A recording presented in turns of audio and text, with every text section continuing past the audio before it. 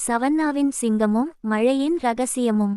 ஆப்பிரிக்காவின் பரந்து விரிந்த செரெங்கெட்டி சமவெளியில் ஒரு பழங்குடி கிராமம் இருந்தது. அந்த கிராமத்தின் தலைவருக்கு 2 மகன்கள் இருந்தனர். மூத்தவன் பாக்கோ, இளையவன் கமோ. 2 வேறுபட்ட குணங்கள். பாக்கோ ஒரு மாபெரும் போர்வீரன். அவனது கைகள் பாறையைப் போல உறுதியானவை.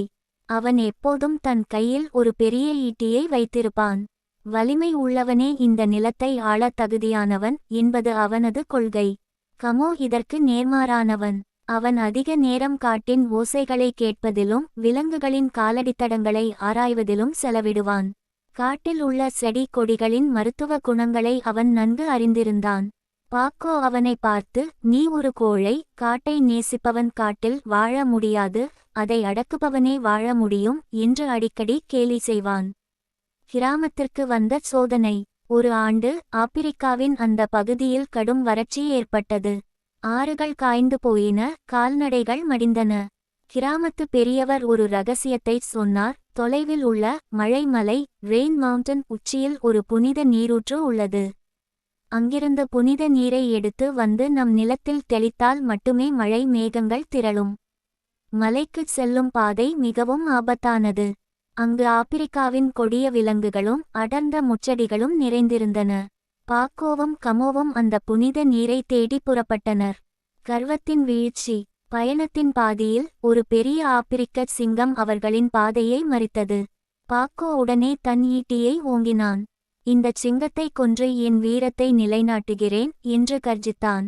ஆனால் சிங்கம் அவனை விட வேகமாக தாக்கியது. பாக்கோவின் ஈட்டி ஒடிந்தது. அவன் பலத்த காயமடைந்து ஒரு மரத்தின் பின்னால் தஞ்சம் புகுந்தான். கமோ குறுக்கே வந்தான். அவன் சிங்கத்தை நோக்கி பாயவில்லை. மாறாக தனது பையிலிருந்து ஒரு வகை மூலிகை இலைகளை எடுத்து கசக்கி அதன் வாசனையை காற்றில் பரவச் செய்தான்.